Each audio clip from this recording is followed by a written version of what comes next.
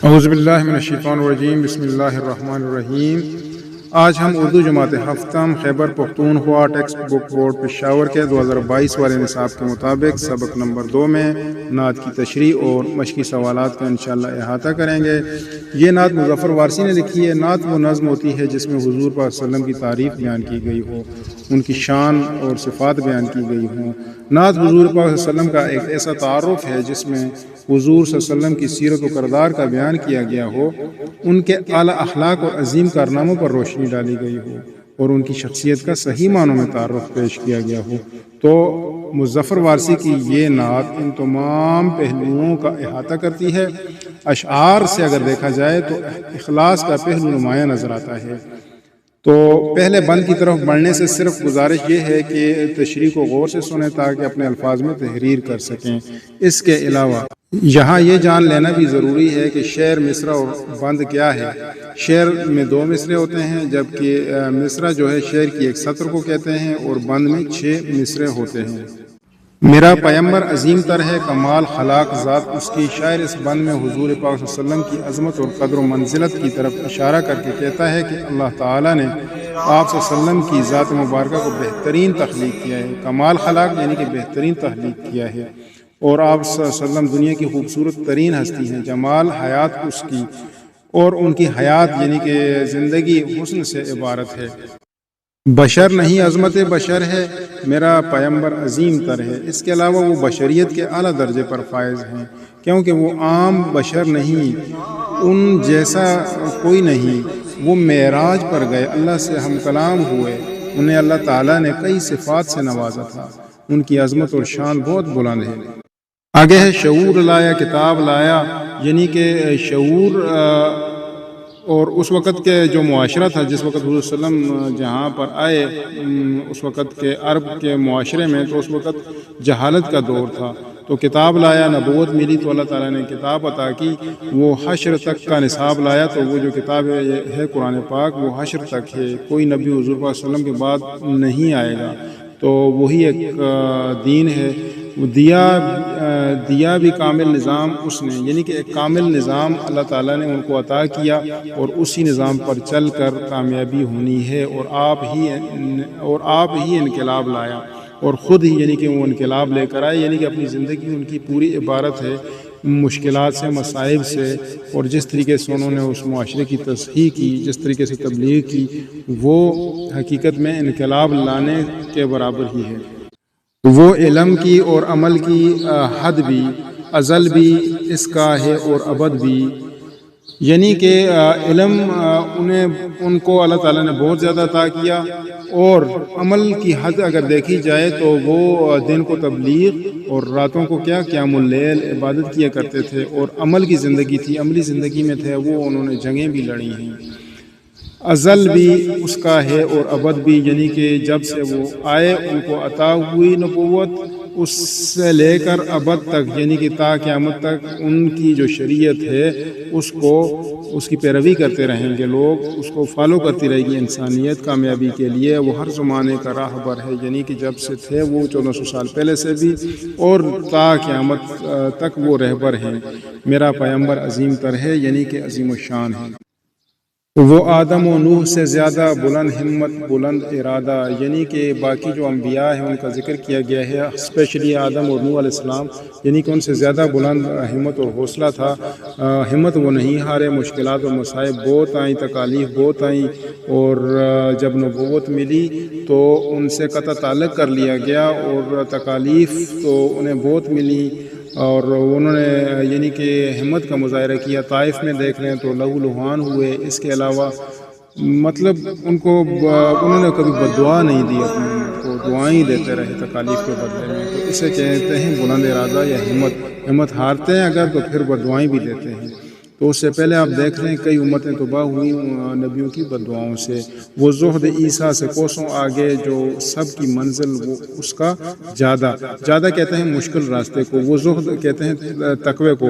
وہ زہد عیسیٰ سے کوسوں آگے، یعنی کہ اگر تقوی یا اس چیز کو دیکھا جائے تو وہ ان کی بہت زیادہ یعنی کہ محنت ہے۔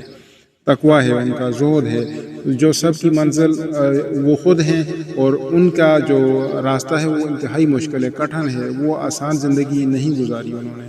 ہر ایک پیغمبر نے ہاں ہے اس میں، یعنی کہ جتنے بھی انبیاء ہیں، باقی پیغمبر ہیں، نہاں کا مطلب پوشیدہ، اس راز میں پوشیدہ ہیں وہ، جو میں پیغمبراں ہے اس میں، یعنی کہ جو سارے نبی ہیں، سارے پیغمبروں کی یعنی کہ صفات کو اگر اکٹھا کر لیں تو وہ حضور صلی اللہ علیہ وسلم میں موجود ہیں، اور اللہ تعالیٰ بھی آپ کے ساتھ ہے، وہ جس طرف ہے خدا ادھر ہے، یعنی کہ اللہ تعالیٰ ان کے ساتھ ہے۔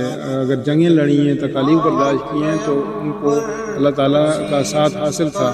میرا پیغمبر عظیم پر ہے، بس ایک مشکیزہ، ایک چٹائی، ذرا سے جو ایک چارپائی، یعنی کہ یہ سامان کی ذکر ہو رہا ہے، سر و سامانی کا۔ کائنات میں ان کے پاس کیا تھا؟ پانی کا برتن، چٹائی اور تھوڑا سا آٹا اور ایک چارپائی، یعنی کہ بہت کم چیزیں زندگی بسر کرنے کے لیے بہت معمولی سر و سامان رکھتے تھے، اور قسم کا مسافروں کی طرح زندگی گزارتے تھے۔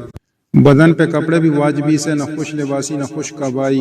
خوش کبائی اور خوش لباسی سیم میننگ میں آتے ہیں۔ بدن پہ کپڑے بھی واجبی سے، عام سے کپڑے ہوتے تھے، پھٹے پرانے بھی پہن لیتے تھے۔ یہی ہے کل کائنات جس کی گنی نہ جائیں صفات، جس کی اگر دیکھا جائے ایک طرف تو بھائی واجبی سے کپڑے ہیں، عام سی زندگی گزار رہے ہیں، لیکن دوسری طرف صفات جو ہیں وہ بہت بلند ہیں۔ وہی تو سلطان بحر و بر ہے، یعنی پانی اور خشکی دونوں پر ان کو بادشاہی اللہ تعالیٰ نے عطا کی۔ میرا پیغمبر عظیم پر ہے، جو اپنا دامن لہو سے بھر لے، یعنی کہ دامن لہو سے بھرا گیا۔ کئی مشکلات میں دیکھ لیں، طائف کے سفر میں دیکھ لیں، مصیبتیں اپنی جان پر لے، اور مصیبتیں ساری وہ اپنی طرف لے کے امت کے لیے آسانیاں پیدا کی، امت کے لیے دعائیں کرتے رہے۔ جنگ احد میں دیکھ لیں کہ دانت شہید ہو گئے، مصیبتیں اپنے اوپر لے لی۔ وہ جو تیغ زن سے لڑے نہتا، تیغ زن کے یہ فارسی کا لفظ ہے جس کا مطلب تیغ زن کا مطلب یعنی کہ شمشیر زن، نہتا خالی ہاتھ۔ تو جو تیغ زن سے، دوسری طرف جو ان کے مخالف تھے، جو وہ کیا تھے؟ وہ تیغ زن تھے، یعنی کہ شمشیر زن تھے۔ اور آپ نہتے کا طرف جو اشارہ کیا گیا ہے تو آپ پرامن تھے، صلح حدیبیہ کیا، پرامن رہے۔ تو پرامن طریقے سے وہ کیا ہوا؟ اگلے مصرے پہ آپ شعر کہ اس پہ جو غالب آ کر بھی صلح کر لے، یعنی کہ غالب آ گئے تھے جب فتح مکہ ہوا، تو غالب آنے کے بعد بھی انہوں نے بدلہ نہیں لیا، انہوں نے معاف کر دیا سب کو، صلح ہو گئی۔ آگے ہے اسیر دشمن کی چاہ میں بھی۔ اسیر عربی زبان کا لفظ ہے جس کے معنی قیدی کے ہوتے ہیں، گرفتار، یعنی کہ اگر مجازن دیکھا جائے تو اس کے معنی ہے مبتلا، یعنی کہ دشمنی میں مبتلا شخص کی چاہت میں بھی، دشمنی میں جو لوگ مبتلا تھے، اسیر دشمن مبتلا تھے دشمنی میں، کی چاہت میں بھی کیا ہے؟ مخالفوں کی نگاہ میں بھی۔ دوسری طرف دیکھیں مخالفوں کی جو نگاہ ہے، مخالفین کی، ان میں وہ کیا ہیں؟ امین ہیں، امانت دار ہیں، صادق ہیں، سچے ہیں، معتبر ہے، بلند مرتبے والا ہے، میرا پیغمبر عظیم تر ہے۔ مشقی سوالات کی طرف آتے ہیں تو معنی سیکھیں۔ اس میں بشر، انسان، کامل، مکمل، مشکیزہ جو چھوٹی مشق ہوتی ہے، چمڑے سے بنی ہوئی، تیغ تلوار آ گیا، شعور، سلیقہ، آگاہی، زہد، تقویٰ اور خوشکبائی، خوش لباسی کو کہتے ہیں، معتبر، اعتبار کے قابل، اور نصاب، متعین، درس جو ہوتا ہے، نہاں، چھپا ہوا، واجبی، ٹھیک سا، اور عظیم جلیل القدر۔ دیے گئے سوالات کے جواب دیں۔ آپ صلی اللہ علیہ وسلم کیسے اور کیوں ہر زمانے کے لیے راہبر ہیں؟ کیونکہ آپ صلی اللہ علیہ وسلم خاتم النبیین ہیں اور آپ کے بعد کوئی نبی نہیں آئے گا۔ بے میں وہ حشر تک کا نصاب لایا سے کیا مراد ہے؟ اس سے مراد یہ ہے کہ شریعت جو ملی تھی وہ تا قیامت ہے، اور ان کے بعد کسی نبی نے نہیں آنا، اور وہی کتاب یعنی قرآن پڑھی جائے گی قیامت تک، تا قیامت۔ کامل نظام سے کیا مراد ہے؟ کامل نظام یعنی کہ مکمل شریعت۔ اور نعت میں آپ صلی اللہ علیہ وسلم کے ذاتی استعمال کی کن چیزوں کا ذکر ہوا ہے؟ تو ان میں مشکیزہ، چارپائی، چٹائی جو ہے، اور کپڑے وغیرہ کا ذکر ہے۔ آپ کو صادق اور امین کیوں کہا جاتا ہے؟ صادق یعنی سچا، اور امین یعنی امانت دار۔ تو آپ کیا تھے؟ سچے تھے، کبھی جھوٹ نہیں بولا، امانت دار تھے۔ کفار مکہ یعنی آپ صلی اللہ علیہ وسلم کے جو دشمن تھے، آپ کے پاس اپنی امانتیں رکھواتے تھے، اور آپ کی سچائی اور امانت داری کی وجہ سے آپ کو صادق اور امین کہا جاتا تھا۔ نظم کے مطابق درست لفظ لگا کر مصرع مکمل کریں۔ بشر نہیں، عظمت بشر ہے، ازل بھی اس کا ہے اور ابد بھی۔ بدن پہ کپڑے بھی واجبی سے گنی نہ جائیں، صفات جس کی امین ہے، صادق ہے، معتبر ہے۔ آگے سوال نمبر 6 میں قواعد سیکھنے کا کہا گیا ہے، تو خط کشیدہ الفاظ جو ہیں ان کے متضاد لکھ کر دوبارہ جملے لکھنے ہیں۔ تو لاہور کی اکثر گلیاں بہت تنگ ہیں تو کشادہ ہیں۔ امجد ایک بہادر لڑکا ہے تو بزدل ہے، اس کا متضاد لگا لیں اور جملہ مکمل کریں۔ ولید کی کنجوسی، تو کنجوسی کی جگہ سخاوت لگا لیں۔ ثانیہ نے گملہ دھوپ کی جگہ چھاؤں لگائیں۔ برسات کے موسم میں پانی کی قلت کی جگہ فراوانی لگائیں۔ دیے ہوئے الفاظ کو اپنے جملوں میں اس طرح استعمال کریں کہ ان کی تذکیر و تانیث واضح ہو جائے۔ کائنات، تذکیر و تانیث واضح ہونے کا مطلب یہ ہے کہ پتہ چلے کہ یہ جو لفظ ہے یہ مؤنث کی طرف اشارہ کر رہا ہے یا مذکر کی طرف اشارہ کر رہا ہے۔ تو ابھی کائنات جو ہے ساری کائنات، تو یہ تانیث کی طرف اشارہ ہے اس کا، ساری کائنات۔ تو ساری کائنات کا خالق و مالک ایک اکیلا اللہ ہے۔ شعور تذکیر کی طرف اشارہ کر رہا ہے۔ تو علامہ اقبال نے اپنی رحمۃ اللہ علیہ نے اپنی شاعری سے مسلم دنیا میں شعور جگایا۔ ٹھیک ہے، علم بڑی دولت ہے۔ مشکیزہ، ربڑ کا مشکیزہ یا چمڑے کا جو مشکیزہ ہے پرانے وقتوں میں بہت زیادہ استعمال کیا جاتا تھا۔ بلند، اسے کھیلوں میں بلند مقام حاصل ہوا۔ تو صفت رحمان اللہ تعالیٰ کی ایک صفت ہے۔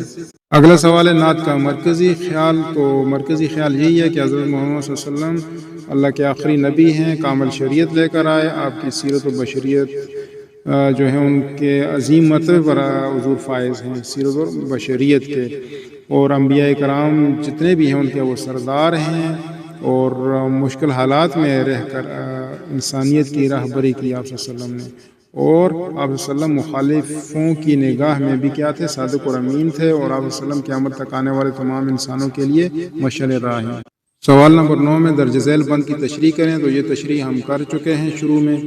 سوال نمبر 10 میں یہ تقریر لکھنی ہے، اس کا عنوان اسلام ایک مکمل ضابطۂ حیات ہے۔ تو یہ جو تقریر ہے یہ آپ کی اسکرین پہ چل رہی ہے، اس کا اسکرین شاٹ لے لیں اور اس تقریر کو تیار کر لیں۔